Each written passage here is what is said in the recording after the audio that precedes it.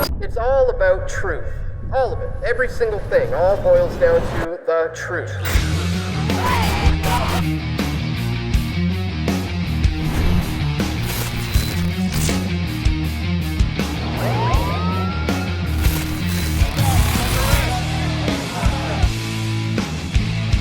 We all want truth.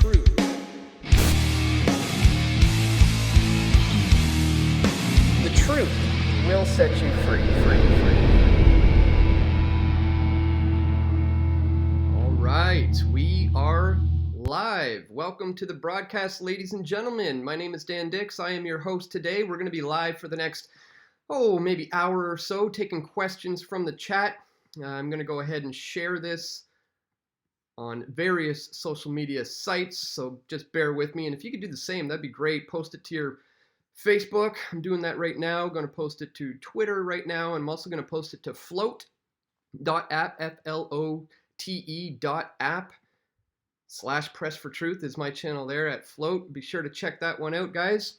Let me see if we got anybody tuning into the chat just yet. Just bear with me, guys. This is what happens when you're your own studio control man. All right. Hello, says Alberta, David, Liam, David Johnston, 3-star Myrrh, Genocide up. All right, we got some people tuning in. Good. Guys, be sure to share this one. Click the thumbs up button. This is something I'm going to tell you straight from the get-go. This is something people often don't do, and it just hinders our ability of reaching the masses. As you guys probably already are well aware, this channel is being heavily shadow banned right now. We're being seriously, very seriously shadow banned and demonetized, obviously. We've been 100% completely demonetized. In case you are not aware of the current status of this channel, that's why you're not able to put in any super chats anymore. You used to be able to chip in a couple bucks here and there with super chats, but they took that away from me. So if you do want to support this channel, just check the links in the description to find out how you can do so through Patreon or Subscribestar, or like joining on flote.app and contributing Bitcoin. That's a pretty cool new platform that I'm pretty excited about. All right, we got a few more people tuning in. Yo, hi, options 3777, 7377. Hello, God bless you, brother Dan, says Mumsy Tube Susan. Be sure to get some questions in, guys. We've got a lot we can talk about today. Obviously, the coronavirus scare is continuing to ramp up fears all over the world. We've got the pipeline protests going on here in Canada that are obviously have already gotten quite out of hand. Lots of stuff going on. Elizabeth Borison shared on Facebook and Twitter. Thank you so much for doing that. Empty Pocket says everything is being censored so badly. Yes, if that is your question, absolutely.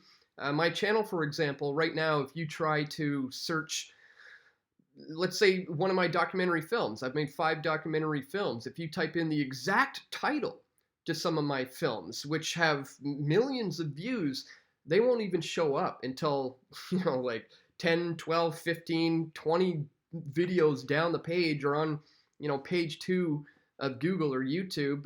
They're shadow banning the ability to be able to.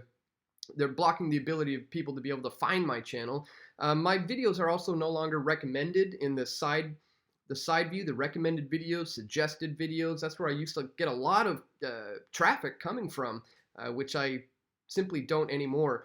As you can see right now, I have over 250,000 subscribers, over 250,000 subscribers, and we have 87 people tuning in right now. That obviously doesn't quite add up, but that's why I'd say we are being shadow banned. Of course, it's called shadow banning because it's not an outright ban.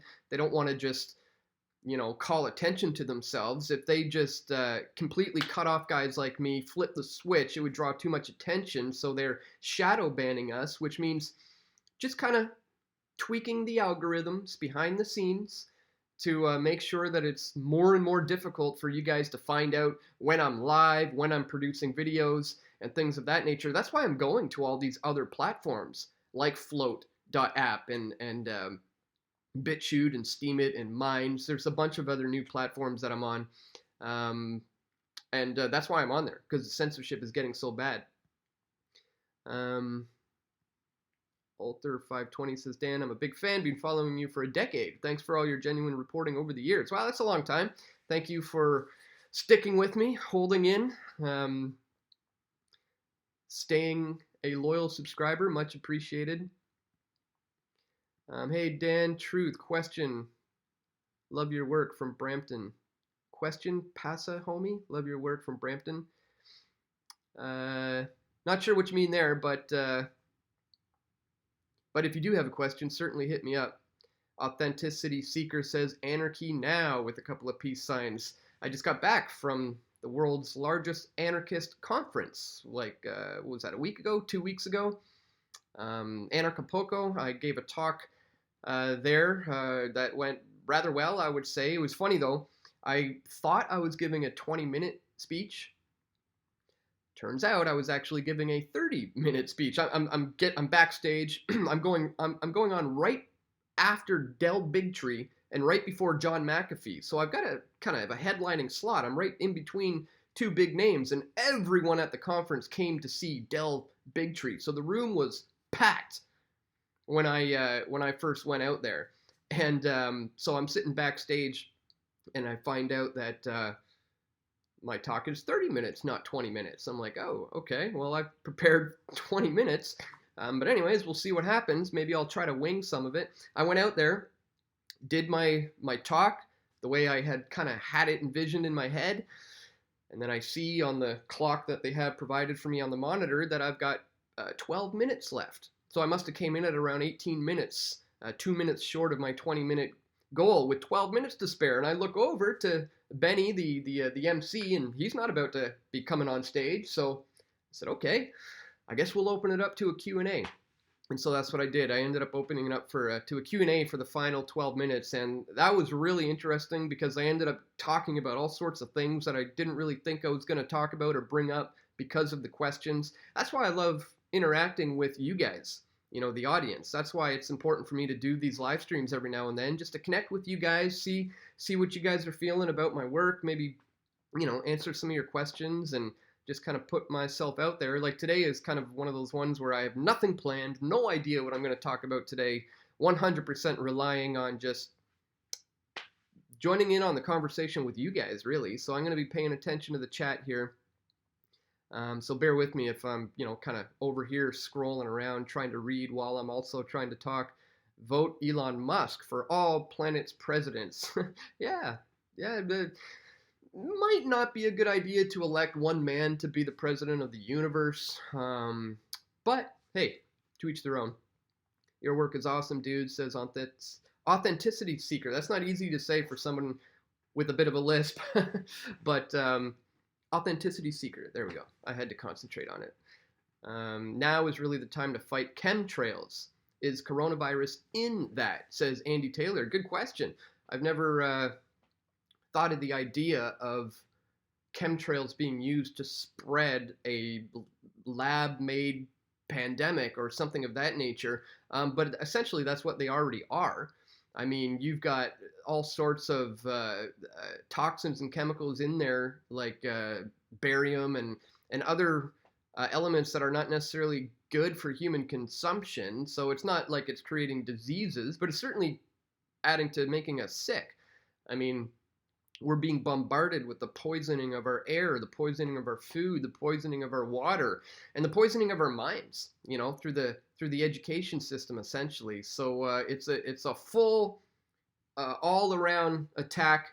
This is why we really need to be 2 steps ahead of the game at all times, prepare ourselves at all times, be physically, mentally, spiritually capable of engaging in what we're dealing with here, which is the fight against the New World Order agenda, this idea for an eventual one world government that I've been talking about for over 2 decades now, where they want to unite the entire world into a single global government. And that's what I'm fighting against.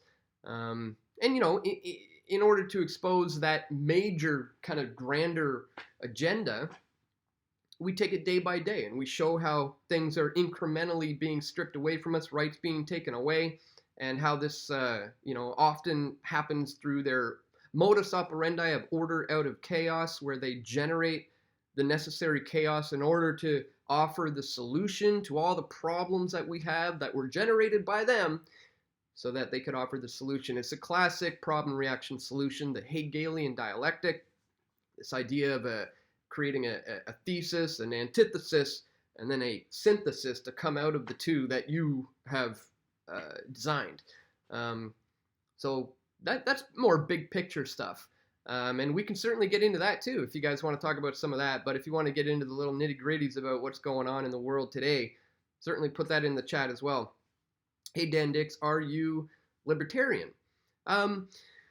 I am, let's say, very libertarian-minded. I believe in the philosophies and principles of libertarianism. I am a libertarian at heart. I don't wear that label because I associate more so as an anarchist, or more specifically as a voluntarist. So I don't want to associate myself with any kind of political parties per se, which is why I would shy away from labeling myself a libertarian. But certainly my views fall in line with that way of thinking, for sure. But as a voluntarist, it's not something, it's not a label I want to attach to myself. Hegelian dialect, not dialectic. Yes, thank you, GTO Mama. Sometimes in these live streams, it doesn't quite come out correctly. Sometimes that can be worse than others. I've made mistakes, before in doing what I do. One of the worst ones I made one time was I was making a video about 9/11, and I accidentally said that the plane that allegedly flew into the Pentagon was, I think I said it was a 757 when it was actually a 727. Again, don't quote me on this, but I had accidentally mixed it up because the 757 is so ingrained in our pop culture mind that, it accidentally slipped out in a video, and I didn't notice until people started saying into the chat that I got it wrong, and I ended up doing a follow-up video just to say, hey, heads up, I got something a little bit wrong in that last one, just wanted to let you know. And that happens sometimes, but what's important for independent media to do when that happens is to fess up, be like, hey guys, I made a mistake, that video there shouldn't have said that, so my bad. And yeah, I hope others in the field of independent media are willing to do that too. Hey Dan, did you get to speak to Luke about DMT? Says free the captives. I mean, me and Luke have talked about DMT before, our various experiences with that. But those are private conversations. I'm not sure that's something I should get into here. I can tell you my experiences with these things if you'd like. All right, let me see if I missed anything. Microsoft is partnered with MasterCard, says Monday Killer. Hate from the left towards the right, and which side do you think cannabis community is on? Says Sheila Jha. What side do you think the cannabis community is on? Well, left or right? Well, that's an interesting question. I mean, cannabis is really spread across the spectrum. I mean, all walks of life and all areas of the political spectrum, left, right, and center, smoke cannabis, and a lot of people have their own personal views on that. So I don't think it's a left or right issue really. I think it's a global issue, and I think it's a serious issue. This is one of the biggest issues facing Canada right now, is the legalization of the cannabis in Canada. There's a huge takeover happening behind the scenes. There's a massive monopolistic takeover of an industry that here in British Columbia specifically has really been the trailblazers. I mean, these are the guys who develop the strains, they develop the genetics that are really beneficial for people's ailments.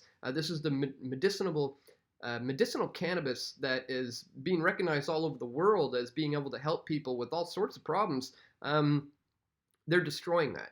The government's in bed with big pharma. They're irradiating the cannabis. They're reducing the medicinal benefits. They're giving all the licenses to their insider buddies who are just going to toe the line and sell this government crap and they're ousting the mom and pops who built the industry, who designed the strains and the genetics, and they're stealing their stuff, literally. I mean, I know people who are involved in lawsuits right now, millions of dollars being stole from them.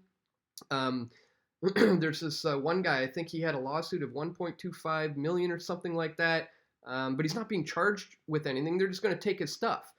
This is something that's happening, and it's unbelievable that the Canadian government can be involved in this criminal activity. We're talking like mafia, like thug like activity where they're striking down family men, mom and pops, um, and doing it now while things are legal.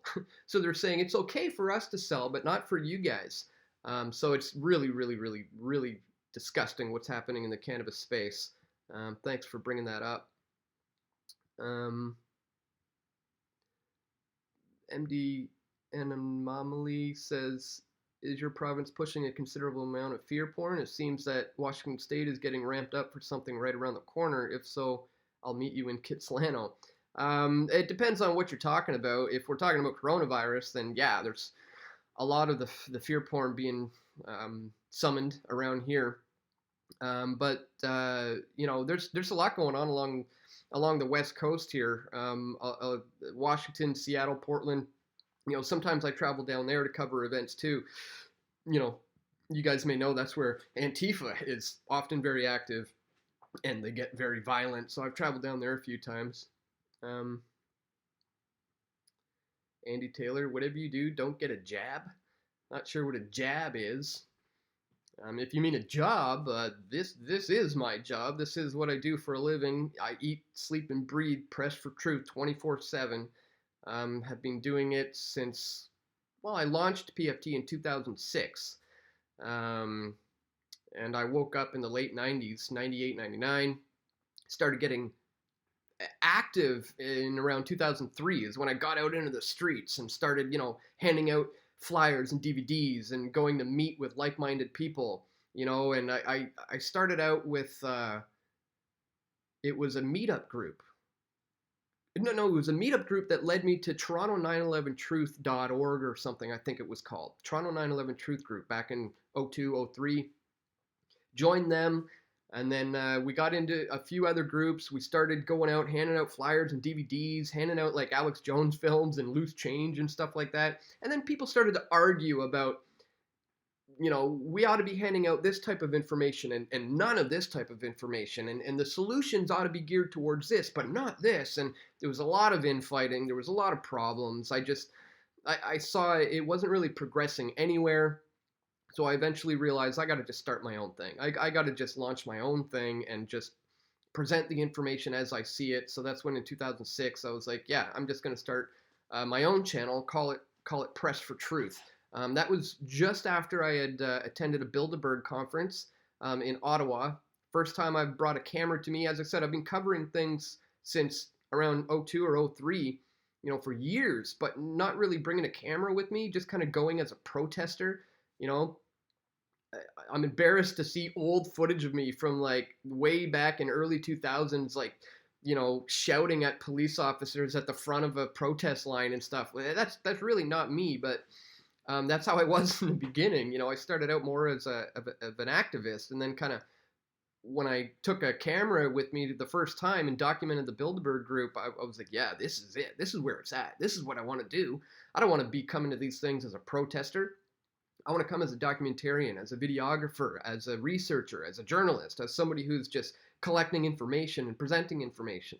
So that's what I do now. All right. There seems to be, it's weird. I get no new questions in, and then all of a sudden a chunk of like 20 new ones come in. So it's like there's some sort of a delay, and I'm getting them all in big, massive chunks. So let me just scroll back here because there's a lot that I've missed apparently. Let's see. Greetings from Van Isle. All right, I'm gonna look for question marks. 5G man, please. What's your opinion? Laura's Lens. Yeah, I mean, I've been covering 5G for years, ever since we first began hearing about it in this space. I've got a number of videos. If you use the search feature on my YouTube channel. Right on my YouTube channel, you can search for my videos and just type in 5G. You'll find all my content. I interviewed David Icke about 5G. I interviewed Max Egan about 5G. I've interviewed experts, radio frequency experts about 5G. I interviewed Curtis Stone once, the urban farmer, about how he 5G proofed his entire house. He's got this RFID resistant paint, and he's like not tinfoil, but he's essentially like enclosed the ceiling and uses special paint and insulation, and he can't even get a cell signal inside of his home. It's awesome. This guy completely 5G proofed his whole house because he's concerned, as he should be, with the potential negative effects that this is going to have on his children. He's got skin in the game. He has kids now, so he's like taking the precautionary measures to protect them against this. So I thought that was pretty cool. So yeah, I've been covering it. I do think it's coming. It's probably inevitable. I'm not so sure it's something we can stop at this point, although it's still worth pushing back against and slowly kind of blocking these incremental moves in various cities and towns around the world. But it's all part of this Agenda 2030 agenda, really. And I see it as eventually being the global mesh surveillance tracking system. Big Brother, in a nutshell, is what it's going to amount to, is basically tracking, tracing, databasing every single thing about every single person in very fast real time. So yeah, something to be concerned with, absolutely. Thanks for the question.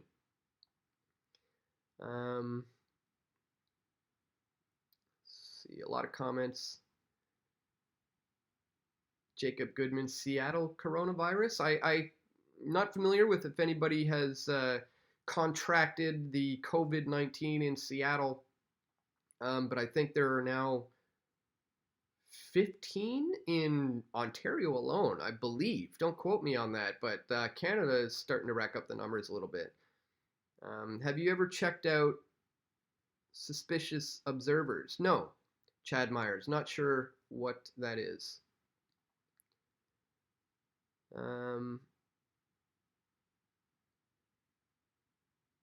Let's see. Vaccines is a gab. Vaccine, says Autumn. Not sure if that's a question, but I've also covered vaccines. Oh, vaccine jab, says somebody. Don't get the vaccine jab. Yeah, for sure.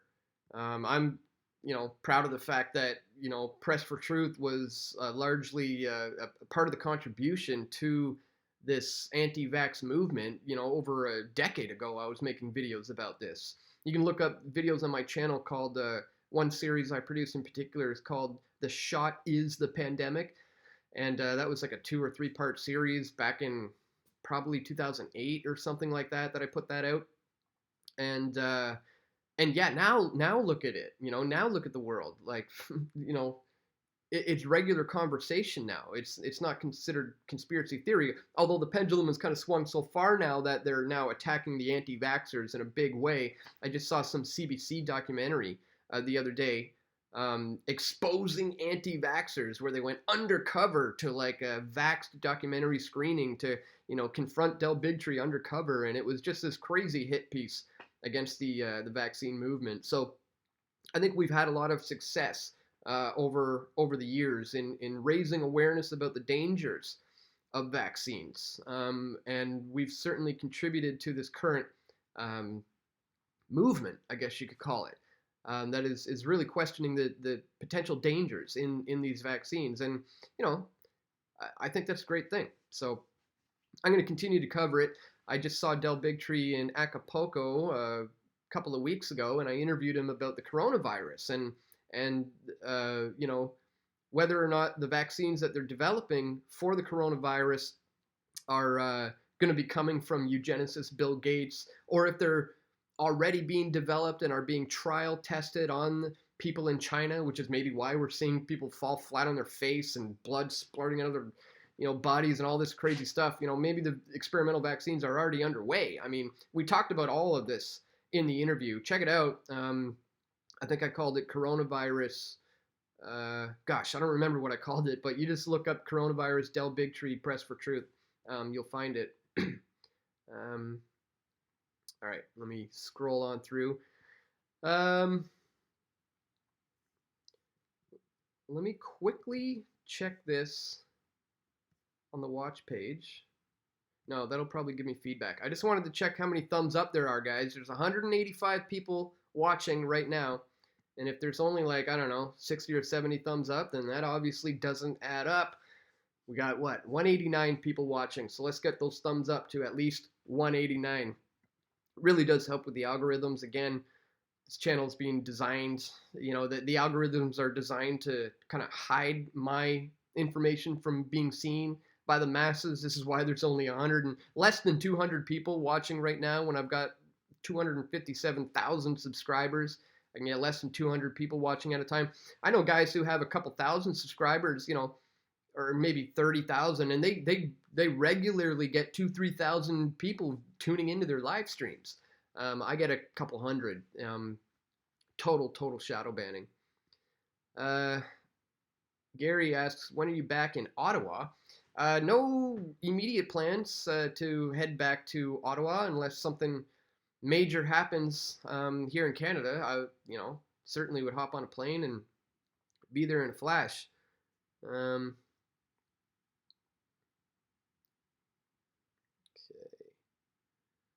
5G. Yeah, we talked about that. Join us at Bohemian Grove in July. Says Mendo Brendo. That's that's one that I haven't attended yet. Is the Bohemian Grove protest, I guess you could call it, in Southern California, I guess, in July. Bohemian Grove is one of the first things that I got into, actually. It was somebody gave me a box of VHS tapes back in like 1999, I think it was. And in this box of VHS tapes, there was a video of John Rappaport interviewing David Icke. There was The Money Masters was in there, I believe, and there was an Alex Jones film. Maybe it was 2001, because I think his film came out in 2000, Order of Darkness or something, which was all about the Bohemian Grove. So at that time, I was heavily involved in researching the occult, Bohemian Grove, Skull and Bones, secret societies, things of that nature, which is why I named my channel right here, Press for Truth. It's actually called Weaving Spider. My channel, if you look at it, it's youtube.com/Weaving Spider. And that's because the motto of the Bohemian Grove is Weaving Spiders come not here. So back then I was thinking, haha, I'm the Weaving Spider. You don't want Weaving Spiders to come? I'll be that. I'll come disrupt your party. So I chose that as my name. When really that's not exactly how they meant it, but that's how I interpreted it at the time. But anyways, that's the story behind the actual name of my channel, Weaving Spider. But I'd rather it be Press for Truth, but I can't switch it now.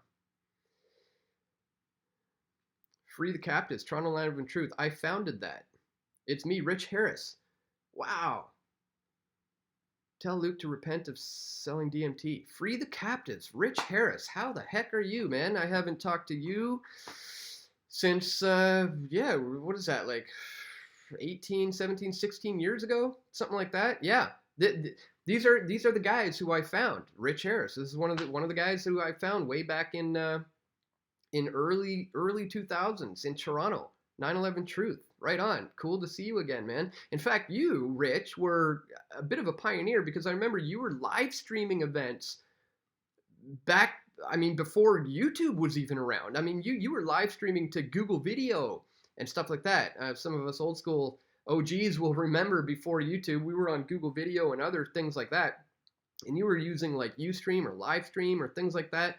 It was ahead of its time. That really didn't catch on until like 2012, in the Occupy Wall Street era with, guys like Tim Pool and Luke and guys like that live streaming. Didn't catch on, but you were doing it like 6, 7, 8 years before everyone else. So props to you for that. It's cool to run into some old OG truthers here. All right, let me move on.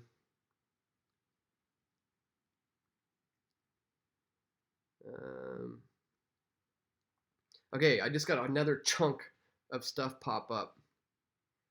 So let me scroll back. There seems to be some sort of a delay or lag. Is there a terminated channel list? Good question. Not that I know of, but if I found one, I would certainly want to find out where all those people are now. Because if they got terminated, it's probably for a reason. And guys, this channel will be terminated. I mean, it is inevitable. It is going to happen. This is why I've been joining all these other platforms like Float, FLOTE.app, and Steemit.com/pressfortruth, and Minds.com/pressfortruth, and DTube, and BitChute.com/pressfortruth. And, you know, I'm joining these other kind of more decentralized, censorship-free platforms as a hedge against what I know is coming down the pipe here on YouTube. I mean, it's just a matter of time, guys. It's inevitable. One day they're going to flip the switch. They've already shadow banned me heavily. They've already completely cut off my financing, 100% demonetized. As you notice, you can't contribute any super chats or anything like that. They're incrementally chopping me down, and it's just a matter of time before they go bloop, flip the switch, and one day you guys are going to sitting there going, I haven't heard from PFT on YouTube in a while. And then you'll look for my channel and you'll see that it's been gone. And then hopefully you'll have realized already that I didn't go anywhere. I'm still producing daily videos, just not on YouTube anymore. Because every day now when I post these videos, I open like 13 different tabs or something on my computer, so I can not just post it to YouTube, but it's also uploading to BitChute, and it's uploading to Float, and it's going to Minds, and it's going to Steemit and DTube, and it's going to PocketNet, and all these other platforms that I'm currently on, because I know they're going to flip the switch one day, guys. So if you really want to, you know, be sure that you don't miss out on future PFT content, please check the links in the description and join these other platforms and subscribe to me on these other platforms. I would suggest Float. Number one, that's one that I'm excited about. It's seeking to overtake all of the major, you know, social media sites like Twitter and Facebook and you know, YouTube and you know, Reddit and you name it. And there's the ability to contribute crypto there. You can donate Bitcoin there. It's awesome. I have monthly subscribers over there on Float who are contributing Bitcoin on a monthly basis. It's really been great, especially in the age of demonetization, where YouTube completely cut me off, which honestly was a blessing in disguise. It's not something I'm ever going to go back to. I don't want to ever rely on Google money. I'd much rather be in a one-on-one relationship with you, the viewers, relying solely on any revenue coming directly from you. That's how it is now. That's why I set up my Patreon alternative at pressfortruth.ca/donate, where if you want to, you know, contribute on a monthly basis, it'll go directly to me without any of these third parties taking a percentage or having the ability to just shut me down or close my accounts or anything like that. Because I see these things coming down the road, and I'm starting to prepare for these. So I hope you do as well. Thank you for standing up against vaccines. Yes, my pleasure. Alex Controlled Opposition Jones, says John Bascaleone. I don't think so. I know Jones very, very well. I've worked with him for years. He used to sell 4 of my documentary films in his store, the InfoWars store. He hired me to film the Obama Deception Part 2. I went on a 9-day trip. He sent me on a 7-city tour all over the States. And then I spent 3 days editing this thing in the studio in Texas with him. And they never did put out the Obama Deception Part 2. That really sucked. I was really looking forward to seeing what they were going to do with all the, you know, the stuff that I had done for them. And then months went by and months went by, and he never did release the film. Actually, it was right then when he stopped making documentary films altogether. And it's too bad, because I really would have liked to have seen what he was going to do with my footage. But at any rate, I know the man very well. Been working with him closely, you know, for years, you know. partied with them many times, hung out with them many times. And he is certainly the real deal. And honestly, what just happened to the guy should really maybe get you to scratch your head about this whole controlled opposition thing. I mean, he was just ostracized. They cut him off, dude. He's now just exists on like a back corner of the internet. I mean, that kind of vindicates him a little bit, doesn't it? He's being kicked off of YouTube and Facebook and Twitter and iTunes and Spotify and PayPal and all these. They've just said, you're done, Jones. You're done. So, I mean, if he's controlled opposition, why would they do that? I made a video once. If you want to hear my views a little bit more in depth on it, I think I called it Alex Jones, Friend or Foe. So use my channel, search on my channel to look up the video Alex Jones, Friend or Foe. I made that one a long time ago. We're going back probably like 07 or 08 or maybe, no, it's probably 2011 or something like that. Anyways, just check it out. I really explain all my views on why I think he is not controlled opposition. And I really lay it out in that video, Alex Jones, Friend or Foe. But yeah, in a nutshell, I would have to disagree with you there.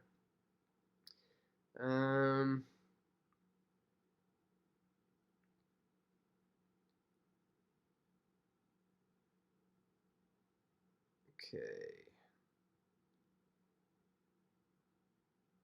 Dan, is it true that China shut off the internet in China?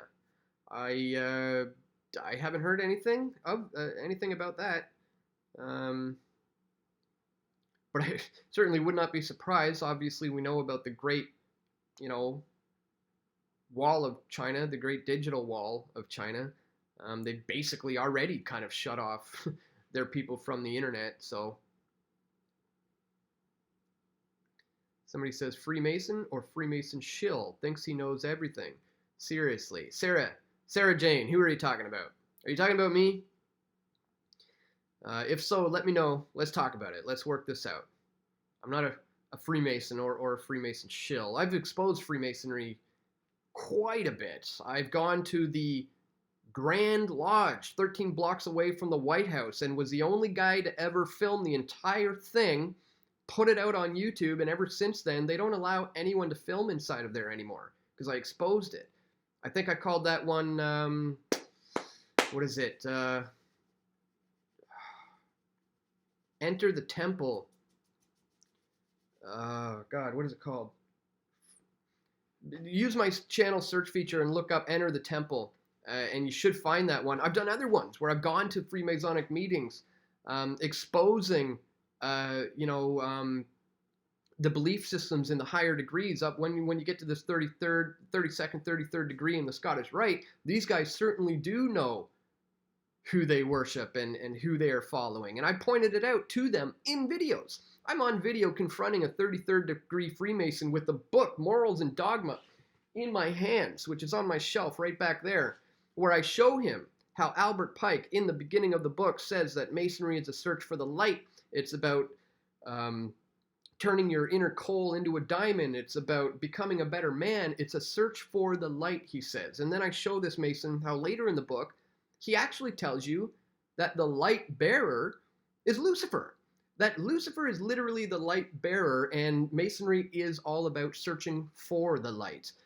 And I confronted a couple of Masons about that on video on my channel. I've done a lot of other videos about Freemasonry as well. So I don't know, it's kind of funny when people call me a Masonic shill or a Freemason myself, because maybe sometimes I'll be in a video and I comfortably kind of touch my fingers together sometimes, and sometimes I do that and I might go into a position like that accidentally, completely. People are like, you're such a shill. Or sometimes if I say the number 0, like if I'm talking numbers, I now cannot do 0 like that. I have to do it like that. If I say 0, they didn't do it not once or whatever, I have to do it like that now, because people grab screen grabs of me going like this and they're like, oh, look at him, what an Illuminati shill, 666, whatever. Yeah, it's a little crazy. I've been exposing this stuff for over 2 decades, and I still get called out for being a shill all the time. If you were referring to me, if you weren't, I apologize. Bitcoin for freedom. says, I'm not going to pronounce your name. But yeah, I mean, Bitcoin is something we can certainly talk about as well. I've got some Bitcoin. It's really neat how I've acquired the mass of my Bitcoin. I didn't pay for it. I didn't take any money out of my pocket at all. In fact, I buy Bitcoin once a week or so, once every 2 weeks. I have been for the last 3 years, and it's not coming out of my pocket whatsoever. I've amassed a decent amount of Bitcoin in that way. If you want to know how I do that, we can get into that. That's a whole nother topic, a whole nother show. I've done multiple videos on how I've done that, namely Steemit, STEEMIT.com. Is where I was generating a significant amount of Steem dollars and SBD, Steem and Steem dollars. I would then trade that for Bitcoin every week. When I would redeem my SBD or my Steem from my Steemit account, I would then trade it for Bitcoin. Cost me nothing to join Steem, cost me nothing to post there. I start generating a cryptocurrency there called Steem and SBD. I then trade that for Bitcoin every week or so. Been doing that for years now. So I've managed to get a decent holding of Bitcoin without actually putting in any money of my own. You guys can do it too. Official Blasphemy says, I like Press for Truth because of the wordplay. Well, thank you. Thank you for that. You may be surprised to know there's actually a triple meaning to Press for Truth. We can get into that someday if you want, or we can get into it right now. Official Blasphemy. But yeah, there's a triple meaning to the name Press for Truth. If anybody else have ever heard me explain the triple meaning to the name Press for Truth, let me know in the chat. That'd be cool if you have. Peter Schiff is right, says, I don't know who said that. It just scrolled by like 50 comments again. Well, Peter Schiff has been, talking bad about Bitcoin ever since the beginning, and he's just a bit of an idiot, to be honest. I've interviewed the man like 3-4 times, and every time, to be honest, he's rather rude to me. He's often like, I remember the first time I asked him for an interview, it was this bizarre kind of, I was like, hey, my name's Dan. I'm here covering this conference, wondering if I could just get a quick interview with you, 10-minute interview or so.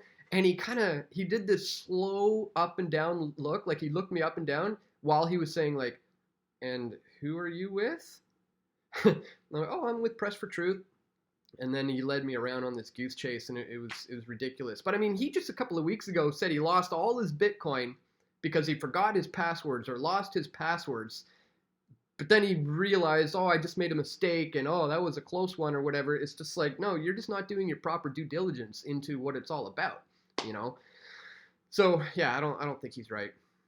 Sarah, you weren't saying that Dan is a shill. Thank you. I apologize for the misinterpretation. I get it so much. I'm sure you understand that now at this stage in the game, when I see somebody saying shill, it's usually they're pointing it at me for whatever reason. But yeah, thank you for the clarification.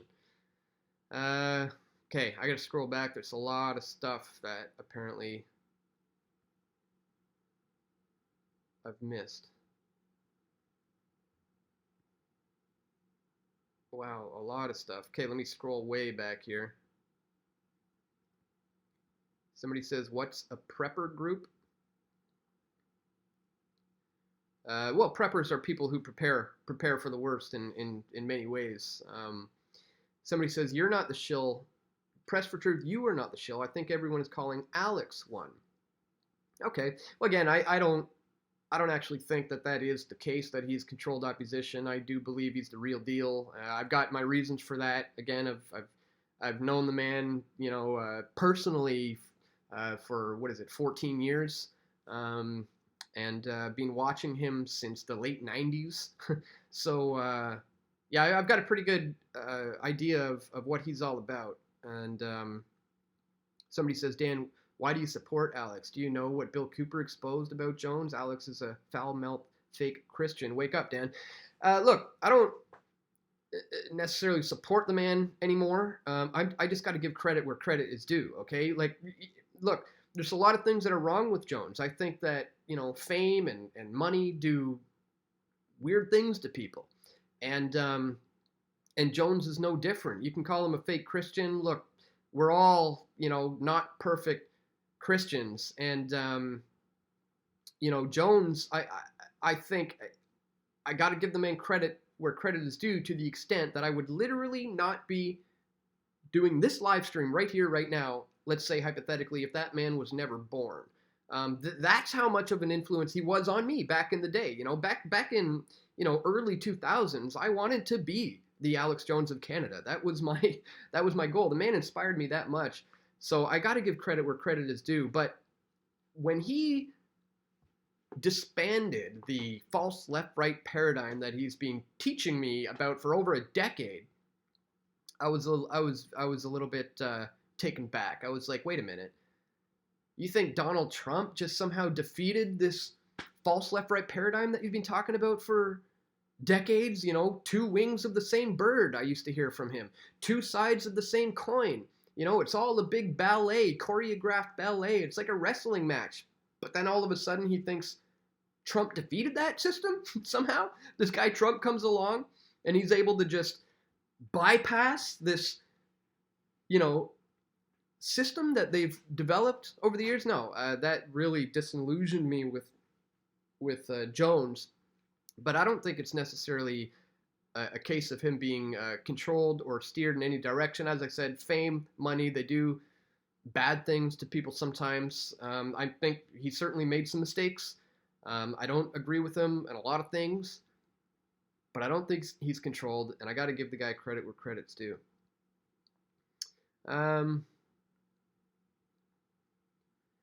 Okay. Somebody says I'm a crazy person, and they like that. Oh, that's cool.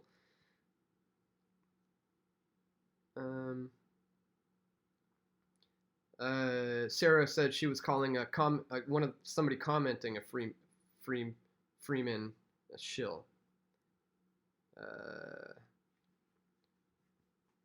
Rika the Hopeful Voluntarist says someone in my Discord server calls Dan a shill. I just laugh and invite him to the live stream. Yeah, well done. Oh, Discord. I couldn't get on Discord with my name. My last name is a banned word on Discord. They think I'm, I don't know, being inappropriate or swearing or something. So I tried to put in Dan Dix, and it's like, nope, you can't create an account with that name. So yeah, that kind of sucks. Somebody just commented on a video the other day I did with Josh Sigurdson while in Acapulco, and they commented on his video saying, in all caps, you need to change your last name if you want anyone to take you seriously. It's like, what? Are you serious? Change my last name to this? Because, yeah. Anyways, I thought that was pretty funny. I mean, I am who I am. It is my name. Love it. All right. What is your views on Max Egan? Says Chris Brogan. I like Max as a person. I'll be straight up honest with you. I didn't know a whole lot about his work. I hadn't watched any videos. I didn't even know what the Crow House was. I didn't know what he really was all about. And the first time I met him was at a conference a few years ago. And again, I didn't know what he was all about. But some people were saying, you should interview this guy. He's a smart dude, So I remember at the time going, well, I don't know anything about him. What does he talk about? What's his thing? And a friend of mine was like, you should ask him about, I can't remember what it was now, but it was some ancient civilization thing. So I got together with Max and I was like, hey, my name's Dan. Nice to meet you. I wonder if I could do an interview. And he's like, yeah, let's do it. So it's like, I was thinking maybe we could talk about this ancient civilization thing that you've been talking about. And he's like, nah, I don't really want to talk about that. I was like, oh, okay. Is there something else on your radar these days that you'd rather talk about? And he's like, yeah, 5G. I'd love to talk about 5G. Let's do it. And I'm like, okay, let's do it. So I fired up the camera. We had a conversation right then and there about 5G, and it went really, really well. I mean, I put it out on YouTube. It got a lot of views. It, kind of went viral. And that was my kind of introduction to Max Egan. So I like the man as a guy. I think he might venture into a little bit of the kind of new agey sort of paganistic kind of area that I'm not quite in line with myself, ideologically, spiritually. So we differ in that area, but I like him as a person. He was a cool man. We hung out, we broke bread together. We've shared the stage together. He's a cool guy, but I don't know a whole lot about the info that he puts out. Jessica Yonif is really sexy, says Glenn. Yeah, well, that's an opinion. You're entitled to it, certainly. Okay, let me scroll through here. Jeremy McIlvain, probably not saying that right, says World War III. How close do you think we are from an event that would set off World War III? I honestly think we're pretty close. It could be argued that that event has already happened, and there's kind of been a slow kind of unnoticed Third World War that's currently already taking place in the form of this cultural Marxist revolution, in the form of this, bombardment of the chemically poisoning of humanity, in terms of there's a lot of stuff that you could say that this is already happening, but I think in terms of what you're probably talking about, I think it will be coming from the Middle East. I mean, tensions have been brewing, obviously, in Iran, Syria. These are areas in the Middle East that they've had their eyes on for decades now, centuries, really. And everything is culminating into an epic battle showdown in the Middle East. So I do think, one little thing that gets triggered over there could spark, a global war. I mean, look at Israel. I think they make up, what is it, 0.001 of the world's population, yet the UN delegates like 95% of their time talking about, how to deal with this particular nation. The smallest little thing over there can spark, obviously, a grand scale global war. So I think we have to pay attention to what's happening in Syria. We have to pay attention to what's happening in Iran as well when it comes to the potential for a spark for the Third World War.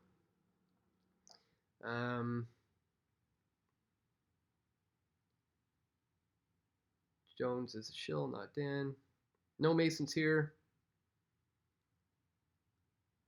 P.S. It's your night to buy at the lodge tonight. Okay. Cat Aaron Davis says, just tell them there's good and bad and everything.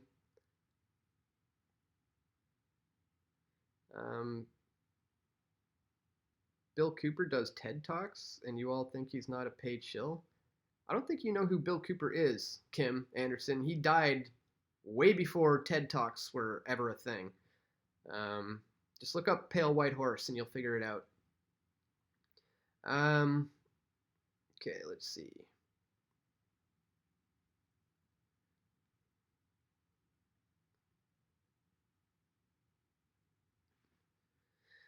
Dan advocates for Alex Jones, yet why? Again, I'm not advocating for Jones. I'm just giving him credit where credit's due, and I don't think he's controlled opposition. Why do you dishonor Bill Cooper? I don't. I've read his I've read his book, anyways, Beyond a Pale Horse. I think it's very interesting. I've seen his videos. I've seen the interviews he's done talking about Jones. I've seen the predictions on 9/11 that he's done. I don't dishonor the guy at all. All right.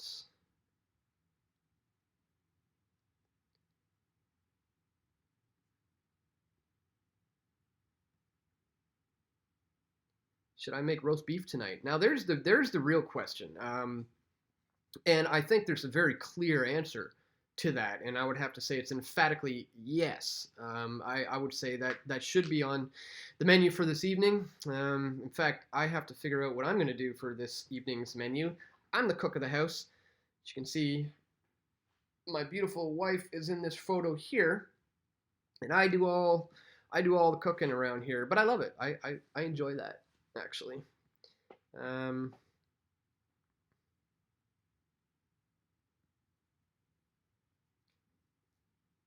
People still want to stick on the Jones thing. You don't think Jones is disinfo agent, gatekeeper? Seriously? Yeah, seriously. Again, go back and watch my video where I explained this all, called Alex Jones, Friend or Foe, I think I called it. Go back in this video about an hour, 20 minutes ago, maybe a half hour ago, where I explained on why I don't think that is the case. Free the Captive says Joan is Hicks. You know what's funny about that, Rich?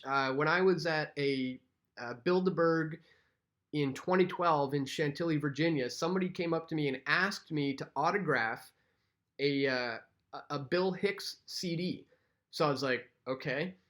And I do it. And he also got Paul Joseph Watson to do it, Mark Dice to do it, and Alex Jones. So I'm looking at this Bill Hicks CD, and there's like Watson, Dice, and Alex Jones's signature. And then this guy wants mine too.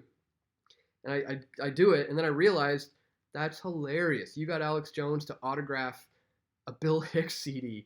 Guys, if you're not aware of the conspiracy, a lot of people out there think that Alex Jones is Bill Hicks. Bill Hicks, the comedian, from the 80s, 90s, he died. People think that's who Alex Jones is. It's a ridiculous conspiracy. I don't even think there's much of a resemblance there. It's pretty funny.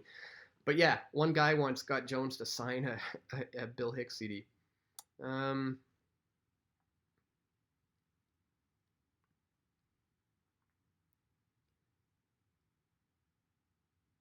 Oh, Burmis. Just had my first video moment with Jones in years this week. I saw.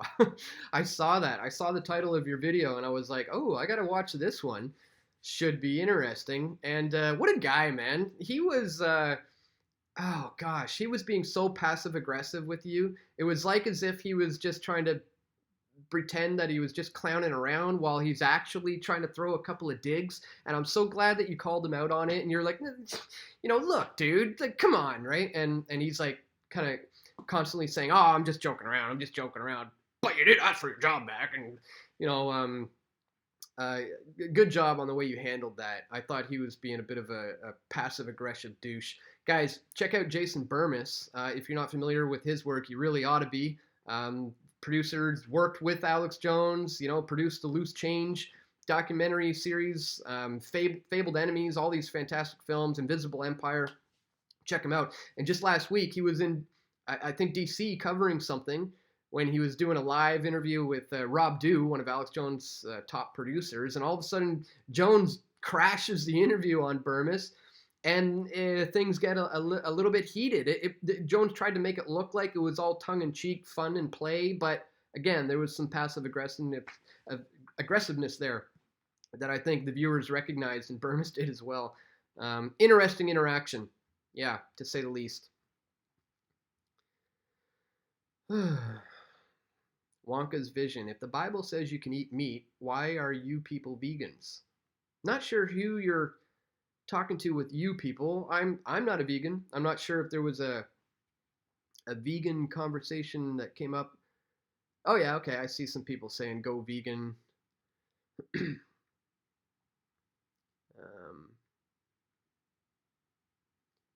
Somebody says he has helped me get red pilled.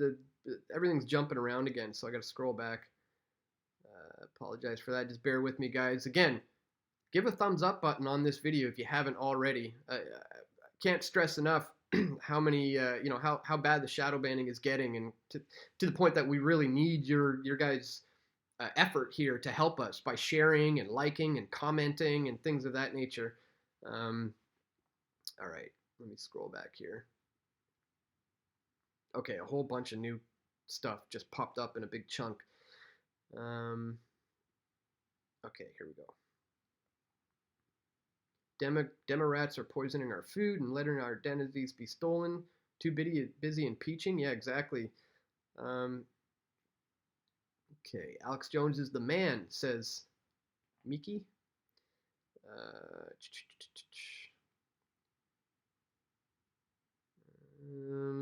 Let me know if you guys got any more questions. We're going on, how long have we been going now? 1 hour. It's going to be 1 hour in about 30 seconds from now. So we may call it soon.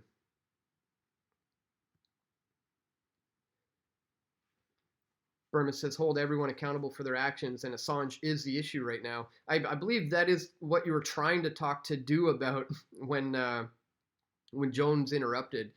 Yeah, check that out, guys. Check him out. Check out the videos. Okay, let's see. Ontario at 18 cases of SARS-CoV. Not sure what you mean by that. I thought it was 15 for COVID-19. 15 cases. I could be wrong, though.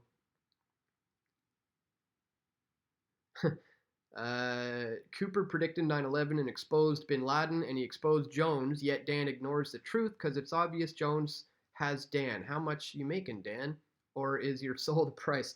Oh, okay. Again, I'm not being paid by Alex Jones. I no longer have any kind of a business working relationship with Jones.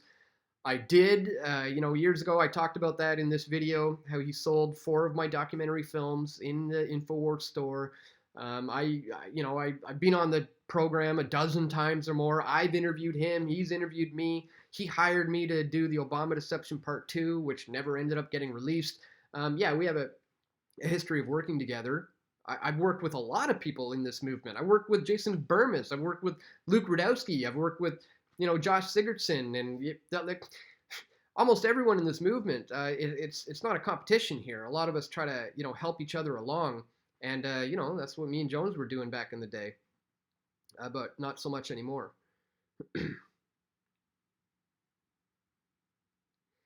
Yeah, Cuba Bound says, stop explaining yourself about Jones. You have your perspective. These people who do not know him have theirs. Exactly. I've personally known the man personally for 14 years, been watching him for almost 20. Yeah. Okay, let's see. Just got another chunk jumping around.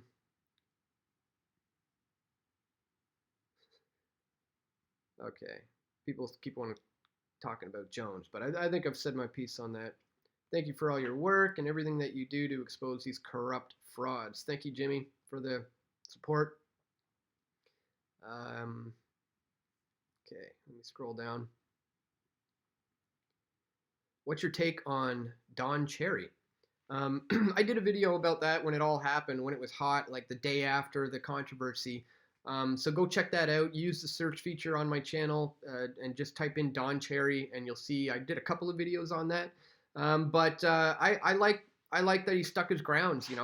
I like that he didn't hold back and he didn't apologize. He didn't do anything wrong, and I think it was this cancel culture is just getting so ridiculous to the point where guys like him are being canned for absolutely trivial, ridiculous, stupid little things that these SJWs and lefties are getting overly uptight about. So I support Don. I'd like to actually have him on. I was thinking about that if he would. Maybe he would. If I just reach out to him and say, hey, I've got a small independent media channel, Canadian-based, would love to have you on, 10, 15 minutes. Maybe I'll give that a try. Okay, let me look for any more questions.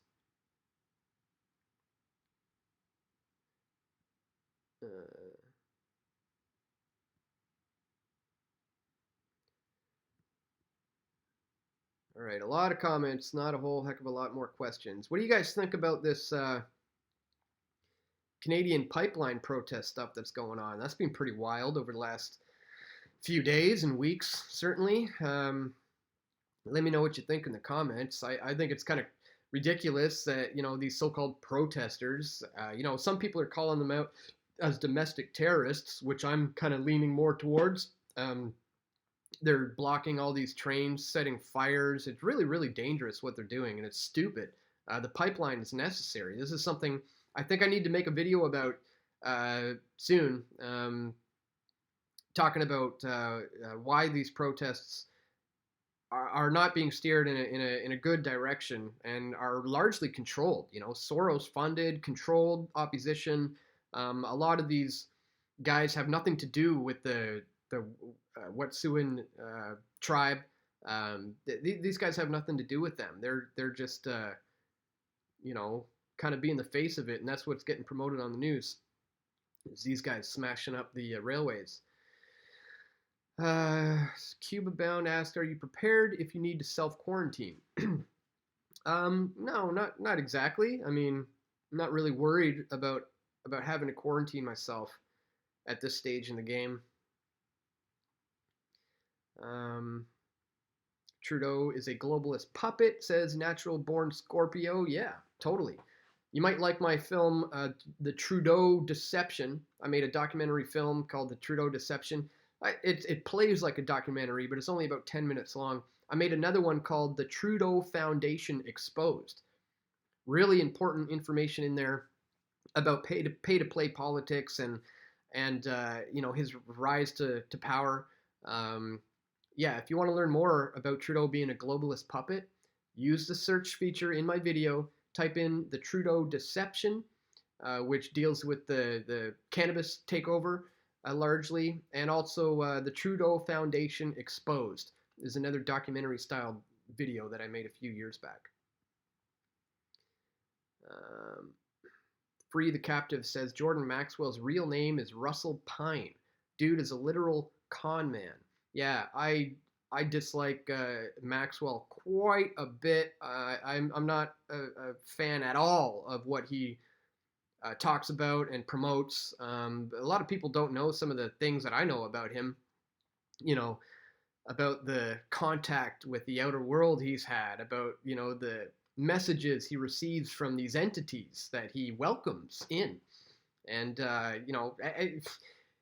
ask him about it if you get the chance. The guy will tell you the story himself about how he went out to the desert once by himself. He opened up the roof of his convertible, he sat on the car, and he stared at the stars, and the female voice came to him and told him what he needed to do, and that he would, they would guide him, and started telling him basically the lie, the lie that a lot of these entities tell people. So yeah, Jordan Maxwell is a mixed up, dangerous, confused man. All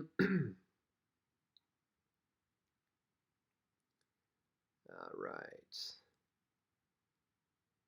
Have you heard of how Jordan Peterson is doing?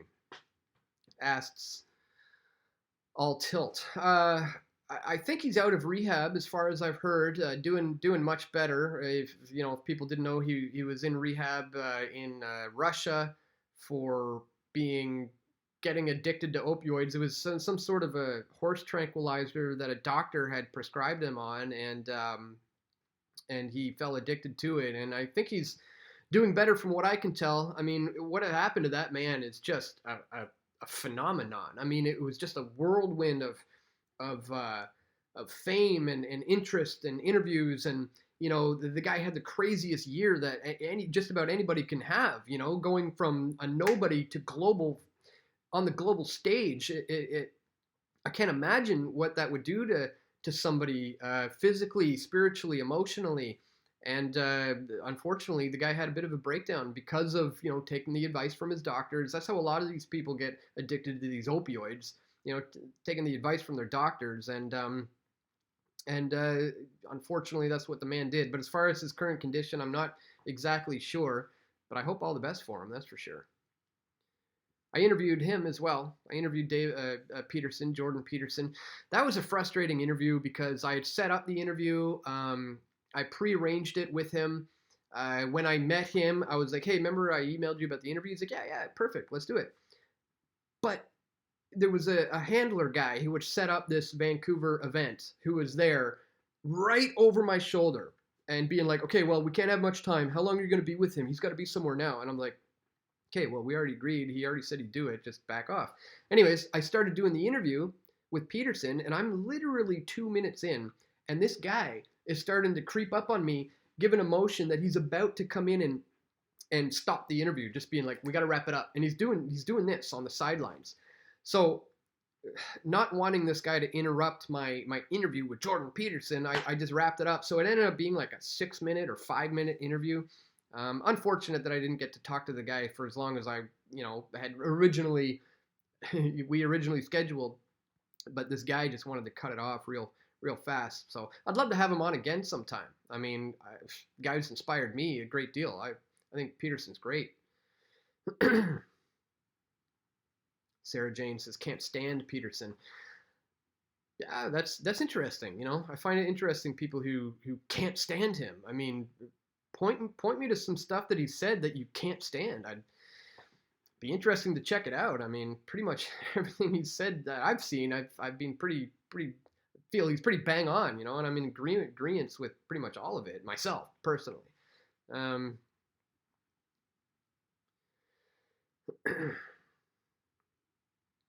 yeah, all tilt. I feel bad for Jordan. Learned a lot from him. Think it takes a toll on a decent man. Yeah, I mean, again, fame, money, this whirlwind of attention. It's gonna do weird things to a guy, and let's hope he comes out of it on top. Um,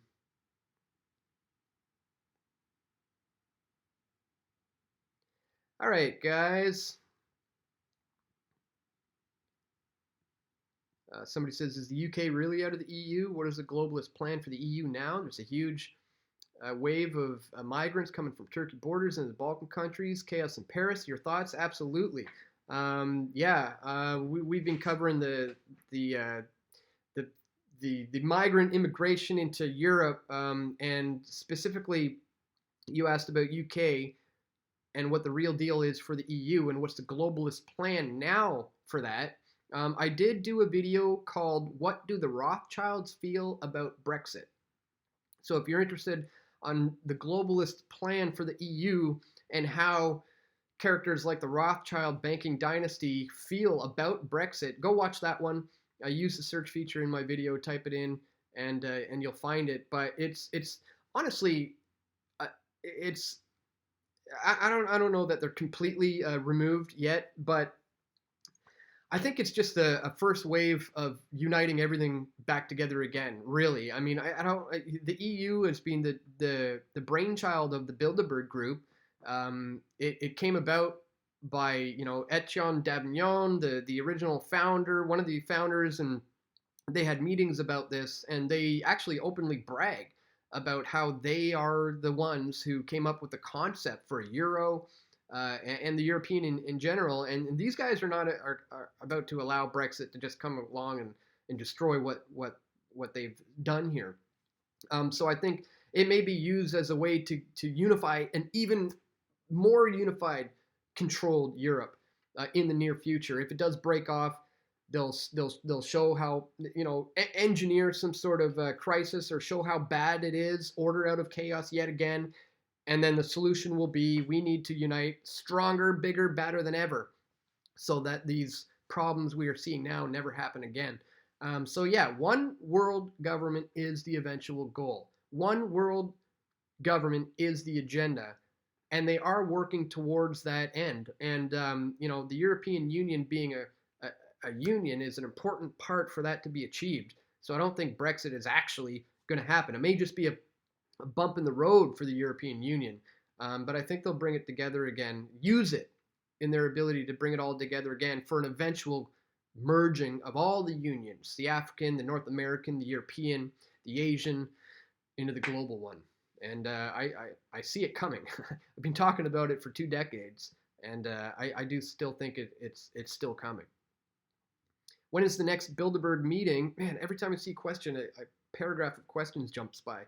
I don't know who asked that. I don't know where that went. Let me scroll back. But anyways, I'm not sure when or where the next Bilderberg meeting is. I usually don't find out about them until a month or a couple of weeks before. Last Bilderberg, I didn't find out about it till a couple of days before. They're making it much, much more difficult. They're being a little tighter with their information, and not so much as leaking out anymore. And that makes it very difficult for me, to book a flight and a trip to Europe. It costs a lot, and especially when you have to do it last minute. So yeah, lately it's been getting more and more difficult. So this year I expect it to be in June. It's usually in June, sometimes early June, sometimes mid, sometimes late June. But I expect it to be in June, probably somewhere in Europe. But they haven't been back to Canada since 2006, so they're due for a meeting up in Canada, and that would certainly make it easier for me to cover. But yeah, there it is. Cat Aaron Davis, next Bilderberg meeting. Not sure yet, but as soon as I figure that out, I'm going to let the world know for sure. And I will be there. I go there every year. I've been there consecutively since 2012, and I've been covering it since 2006 is the first one I went to. So yeah, I have no plans in stopping my coverage there. Did you guys know in 2015 I was among the first journalists to ever infiltrate Bilderberg and get on the inside during lockdown? That was the Bilderberg in Austria, where me, Luke Rudowski and Jeff Berwick together got into the hotel. They had mistaken us for White House press corps because there was people, part of the White House press, who were covering the G7 in Munich. And they were taking a helicopter from the Bilderberg Hotel to cover the G7 in Munich, not knowing anything about Bilderberg, and they mistaken us for the White House press corps. So we got in.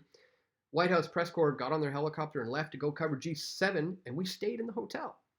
And then security locked it down, and they'd lock it down to do bug sweeps and kick everybody out, but they didn't know we were still in there. And then the Bilderbergers started coming in. And the hotel's on lockdown. They got Secret Service and, cops and army guys out front, only Bilderberg members and security inside, and me and Luke and Jeff walking around there. It was surreal. That was a fun one.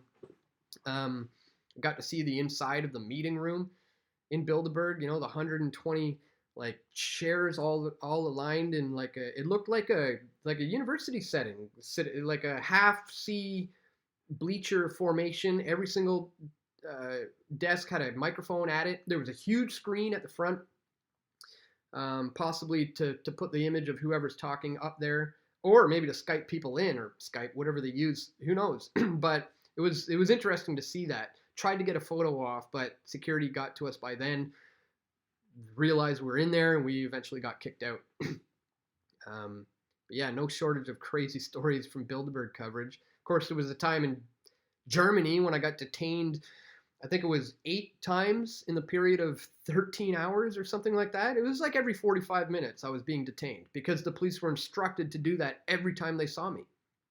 Any police officer, anytime they came across my face, they have to stop me, ask for ID. It usually take half an hour to 45 minutes of being detained. And then I'd walk a few blocks and deal with the same thing with another officer, and then walk a few blocks and another guy would see me and do it. It was just crazy. But I'm not going to stop going, that's for sure. They kind of got me pegged now, though. We need some more people to take up the torch.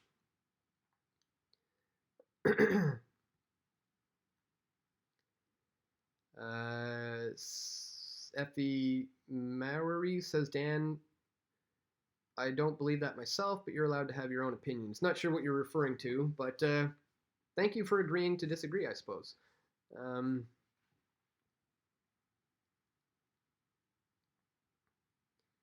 right.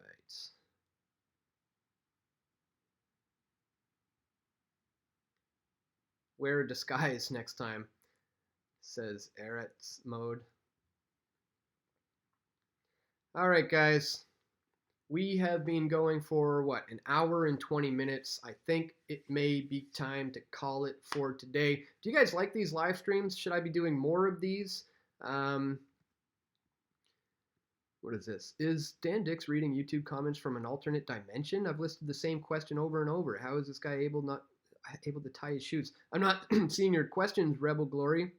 Maybe I'll try to scroll back here. Again, for some reason today, the chat window just keeps updating in massive chunks. So it's not coming in one at a time. It just, all of a sudden, a chunk of like 30 new comments pop up. So it is quite possible I've literally just missed them today. But I'll try to find them now if you put them in real quick. Let's see what else we got. Don't eat GMO food, says Natural Born Scorpio.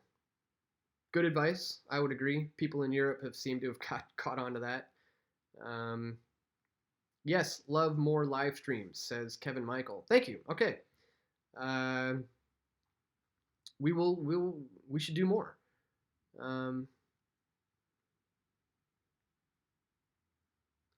You might want to stop promoting the nut house concept of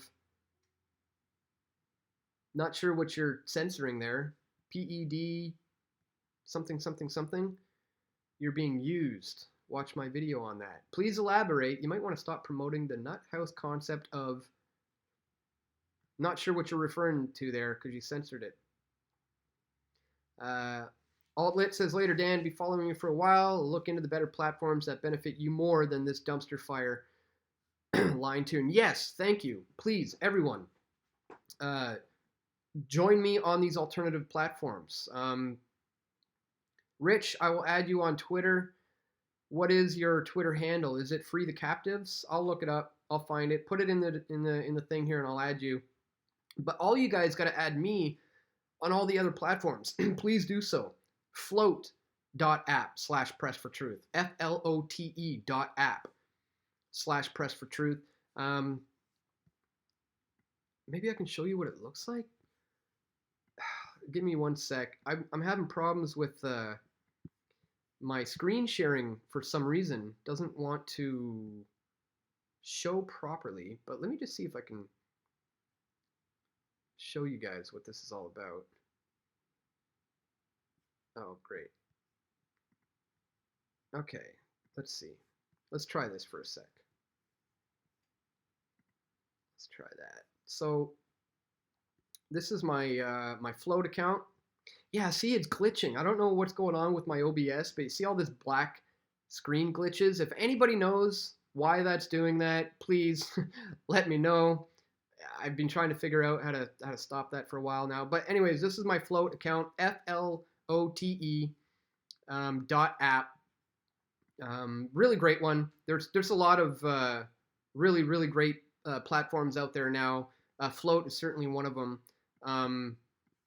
So check the description right here in this video, and you're going to find links to all these other platforms. My my float.app, my BitChute.com/pressfortruth, Steemit, Minds. There's probably others that I'm forgetting, but update video card drivers. I got a serious solid. This is a brand new computer actually. I just had to get it like a few days, like a week ago or whatever, and it's got a very powerful graphics card. So I'm really not sure if that's it, but thanks for the tip. Float, Steemit, BitChute says all tilt. Yes. Actually, it's not. It's float, FLOTE.app. FLOTE.app. And yeah, in the description for this video, you're going to find all these other platforms. Guys, if you're not signed up on these other ones, you're going to miss out. You're going to fall behind on the movement. The truth community is migrating off of this platform that you're on right now, and we're moving over to these other ones because they're going to flip the switch any day now, and I'll just no longer cease to exist here on YouTube. But again, I'll be continuing to produce daily video content on other platforms like BitChute, like Float, like Steemit, like Minds. So please, when you're done watching this, or even right now, check the links in the description of this video, go to these other platforms, and subscribe to me there. And maybe start watching my content there instead of YouTube, because I posted these ones every day. All my videos go to these other platforms, including YouTube. But they're going to pull the plug on YouTube soon. So as a hedge, I would suggest you guys get on these other platforms that I've found to be, you know, they work well. They're decentralized. They don't have algorithms that are designed to stop you from seeing the information you want to see. You know, when you subscribe to me on Float, for example, you're going to see my stuff in your newsfeed. It's not going to be censored or hidden or shadow banned. You're going to get what you subscribe to, not like Facebook or other controlled platforms like that. Kevin says, return to YouTube to keep the brand alive. Well, yeah, this is why I'm still here. I mean, obviously, YouTube is where the people are. I don't want to just go off and preach to the choir in an ideological echo chamber, you know, where I got a bunch of followers who already are, you know, PFT fans. I don't want to just do that. I want to reach new minds. I want to reach new people. I want to reach people who have never heard of this kind of information before. And that's why I'm here on this platform. And this is why I would like to stick around. but I know it's not likely. So as a hedge to protect myself against the censorship that I know is coming, I've subscribed to these other channels. I'm uploading to these other channels, and I hope you'll subscribe to me there. All right, guys. Somebody says, I can see you're on Telegram, but you don't seem to post there. No, I haven't posted on Telegram. I'm on so many things right now. I'm losing track of them all, to be honest. I'm on like 24 different platforms now, kind of like spreading my eggs in all kinds of baskets in the hopes that one of them takes off, because I just see the days of YouTube are ending and dying. And I'm really kind of spreading myself out against all of them right now, all the good ones. So yeah. Yeah, that's an important thing to do.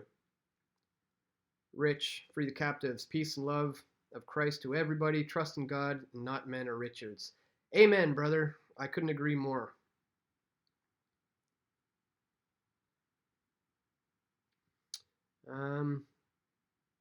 Somebody says, please hurry up and look at your screen. Am I frozen or something?